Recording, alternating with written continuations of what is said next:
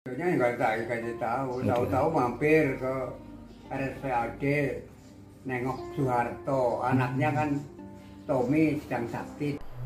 Kesaksian Ishak Bahar menjadi salah satu catatan penting dalam sejarah kelam G30S. Pria asal Purbalingga, Jawa Tengah ini menyaksikan langsung bagaimana 7 perwira TNI diculik dan dibantai di Lubang Buaya, Jakarta Timur. Pria yang pernah menyandang pangkat terakhir Sersan Mayor atau Serma itu saat peristiwa G30S bertugas sebagai Komandan Regu Pengawal Istana Batalion Cakrabirawa. Ia pernah menempuh pendidikan di Komando Pasukan Khusus atau Kopassus dan sejak 1964 ditugaskan menjadi pengawal istana. Pada masa itu, ia bahkan pernah ikut mengawal Presiden Soekarno dalam kunjungan ke luar negeri. Ishak mengungkapkan keterlibatan dirinya dalam tragedi G30S adalah hal yang tak pernah ia duga sebelumnya. Ia merasa terjebak dalam pusaran politik yang menjungkir balikan nasibnya dari seorang patriot yang terhormat menjadi pesakitan berlabel pengkhianat negara. Masih jelas diingatan, Letkol Untung, pimpinan Ishak di Batalion Cakrabirawa, memberi perintah untuk ikut bersamanya. Padahal sore itu Ishak sebenarnya memiliki jadwal mengawal Presiden ke Senayan.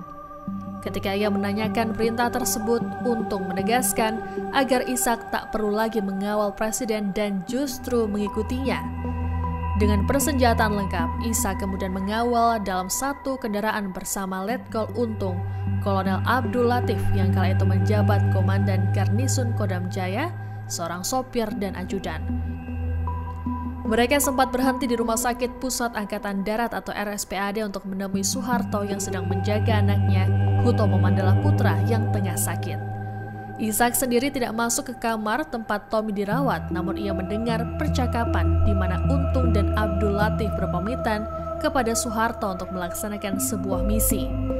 Belakangan ia baru menyadari bahwa misi yang dimaksud adalah penculikan para jenderal. Sesampainya di Lubang Buaya, Ishak diperintahkan untuk bersiaga di sebuah rumah pondok. Menjelang tengah malam, pasukan Batalion Cakrabirawa datang berduyun-duyun. Ishak sempat terkejut karena pasukan yang datang adalah rekan-rekannya sendiri yang kemudian dibagi menjadi regu-regu penculik jenderal. Ia menegaskan dirinya tidak ikut dalam penculikan, melainkan hanya mengawal Untung di lokasi. Memasuki 1 Oktober sekitar pukul 1 dini hari, satu persatu regu mulai bergerak untuk menculik Dewan Jenderal. Pada pukul 3 dini hari, para jenderal mulai berdatangan silih berganti ke Lubang Buaya. Ishak menuturkan bahwa tidak semua jenderal dibawa dalam keadaan hidup. Letjen Ahmad Yani, Brigjen D.I. Panjaitan, Majen M.T. Haryono, dan Brigjen Sutoyo sudah meninggal ketika dibawa. Sementara 3 lainnya, yakni Majen R. Suprapto, Majen S. Parman, dan Letu Pierre Tendean masih hidup. Jenderal Nasution tidak ada di antara mereka. Ishak mengaku panik ketika menyaksikan peristiwa itu. Para jenderal yang diculik, baik masih hidup maupun sudah meninggal, dijebloskan ke dalam sebuah sumur tua. Tubuh mereka dilempar dan ditembaki dari atas secara membabi buta. Di momen itu, Ishak berada bersama seorang polisi bernama Sukitman.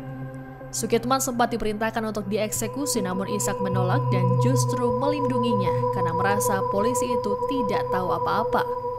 Keputusan Ishak membuat Sukitman akhirnya selamat dan kelak menjadi saksi penting tragedi G30S. Dialah yang menunjukkan lokasi jasad para jenderal dibenamkan dalam sumur tua yang kemudian ditutup dan ditanami pohon pisang. Ishak mengungkapkan peristiwa pembantaian itu berlangsung sangat cepat. Bahkan hingga detik terakhir penembakan ia masih sulit percaya dengan apa yang disaksikan di depan matanya. Setelah peristiwa itu bubar, Ishak pulang dengan sopir truk dan membawa serta Sukitman. Namun tidak lama kemudian ia ditangkap oleh pasukan tentara berpita putih, dilucuti dan langsung dijebloskan ke penjara tanpa dimintai keterangan lebih dulu. Ia ditahan belasan tahun tanpa pengadilan, hanya sempat sekali dimintai keterangan untuk menjadi saksi bagi Untung. Selama 14 hari pertama, Ishak ditahan di LP Cipinang dalam kondisi memprihatinkan. Ia hanya diberi makan jagung rebus tanpa piring, dilemparkan ke lantai untuk dipungut sendiri. Selain itu, ia juga mengalami berbagai siksaan dalam interogasi yang hingga kini masih menyisakan trauma. Setelah 14 hari, Ishak dan sejumlah anggota Cakra Birawa lainnya dipindahkan ke Salemba.